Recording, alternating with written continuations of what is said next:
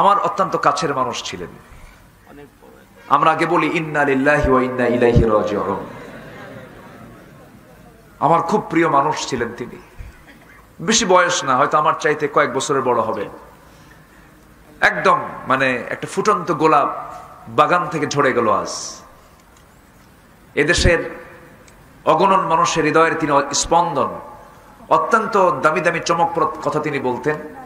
জুমার খুতবাগুলো কাউন্ট হতো এবং আড়াইবাড়ি দরবার শরীফের তিনি পীর কেবলা ছিলেন, পীর সাহেব ছিলেন, কিন্তু ওরকম ট্র্যাডিশনালি না।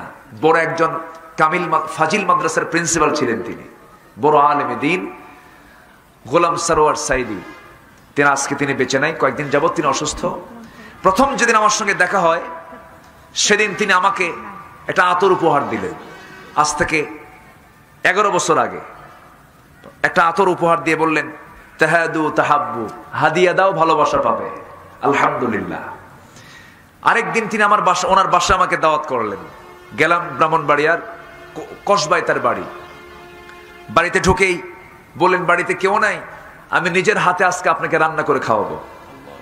উনি করলেন কি, মুরগির স্যুপ করলেন, স্যুপ বানালেন। স্যুপ বানায়া আমার সামনে হাজির করে বললেন যে এটা আমি নিজে বানিয়েছি আপনাকে খাওয়ানোর জন্য।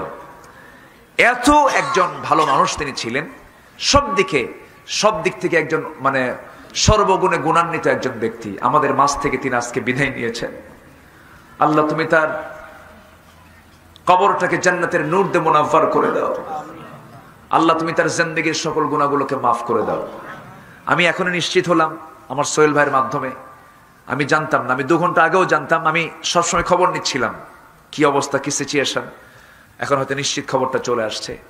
আল্লাহ তুমি তার জিন্দেগীর সকল নেক আমলকে জান্নাতের ওসিলা করে দাও এবং সকল সাইয়্যাতকে হাসানাত দিয়ে ভরপুর করে দাও। এবং তার পরিবারে মেবি আমি দেখেছি, তার 2টা ছেলেকে দেখেছি, 2টা সন্তানকে তুমি আল্লাহ জগৎধন্য আলেমে দ্বীন বানায় নাও। আসুন আমরা দোয়া করি। তিনি অত্যন্ত সম্ভ্রান্ত পরিবারের একজন সন্তান ছিলেন। তার আত্মীয় হচ্ছেন মরহুম আব্দুস সোবহান সাহেব। তিনিও আত্মীয়।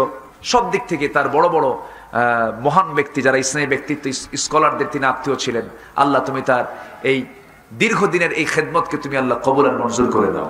আসুন আমরা দোয়া করি, আল্লাহর কাছে চাই আল্লাহ যেন আমাদেরকেও আল্লাহ পাক যেন মাফ করে দেন। আল্লাহ তাআলা,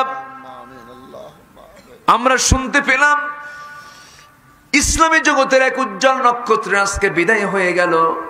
ও আল্লাহ, নিজে কত কাছ থেকে দেখেছি, কত মাহফিলে তিনি সভাপতি ছিলেন, আমাকে দাওয়াত করে নিয়ে গেছেন কত মাহফিলে। আমার সারোয়ার ভাই আজকে দুনিয়াতে নাই। আল্লাহ, পরিবারে কত শোকের একটা ঝড় বইতেছে। আল্লাহ, সন্তানগুলো বড় হয় নাই, ছোট ছোট সন্তান, তারা কান্নার রোল পড়ে গেছে তাদের ভিতরে।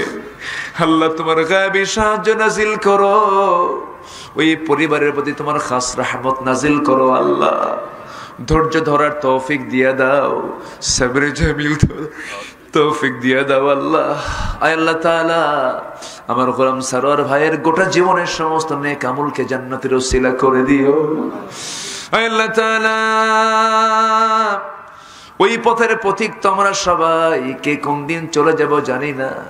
এই ধোঁকাবাজির দুনিয়া, এই মায়া মরিচিকার দুনিয়া, লাইবু ওয়া লাহবুন, এই দুনিয়া ছেড়ে সবাইকে আমাকে আপনাকে যেতে হবে রে।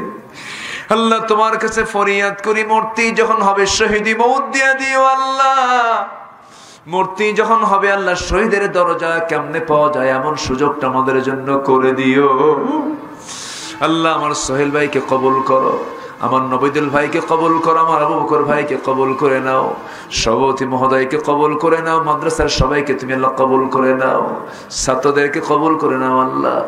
আল্লাহ, মালাকুল মউত তো প্রত্যেক দিন এসে এসে ঘুরে যায়, কিন্তু কোন দিন আসবে আর ঘুরে যাবে না। কোন দিন হবে তা আমরা কেউ বলতে পারি না, তবে একদিন মরবো আমরা।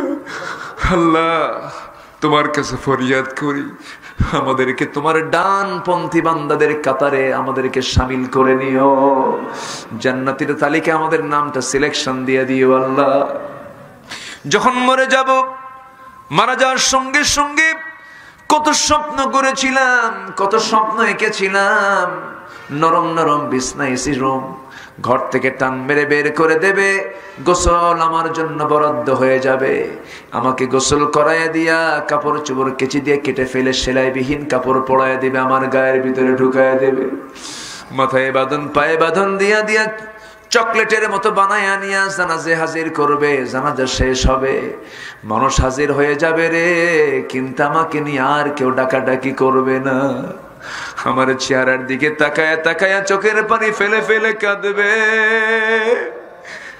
বউ কেঁদে কেঁদে বলবে, স্বামী গো আমাকে আজকে তো বললেও না।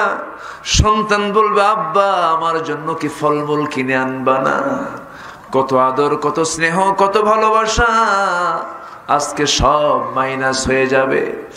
ওই বেডরুম থেকে বারান্দায় না, বারান্দা থেকেও রাখবে না, আমাকে খুলিতে গোসল করাইয়া বাড়িতে আর তুলবে না। সেখান থেকে নামায় দিয়া গোসল করায় দিয়া পোশাক পরায় দিয়া কবরের দিকে নিয়ে চলে যাবে। বাঁশ চাপা দেবে, মাটি চাপা দেবে, ওই যে বিদায় দিয়ে দেবে রে, আর কোনোদিন কেউ খোঁজ নিতে যাবে না। বাঁশ চাপা দিল, মাটি চাপা দিল, বৃষ্টি শুরু হলো, কবরটা ফুলে উঠলো। এই চামড়ায় কত তেল লাগালাম, সব মাটি খেয়ে ফেলবে। এই মাথায় কত শ্যাম্পু দিলাম, সব চুল উপড়ে যাবে। এই দাঁতে কত ব্রাশ লাগালাম, দাঁত সব খুলে খুলে পড়বে। এই দেহেতে কত কি লাগালাম, পোকামাকড় গুলো ডাক দিয়ে বলবে, দেখ কত বড় খাদ্য আসছে। আমার দেহটা ওই পোকার দেহের মধ্যে চলে যাবে। সে অন্তিম মুহূর্ত যখন চলে আসবে, আল্লাহ আমাদের সবার জবানে জারি করে দিও কালোজয়ী কালিমা তাইয়্যিবা লা ইলাহা ইল্লাল্লাহু মুহাম্মাদুর রাসূলুল্লাহ। আসসালামু আলাইকুম ওয়া রাহমাতুল্লাহি ওয়া বারাকাতুহু।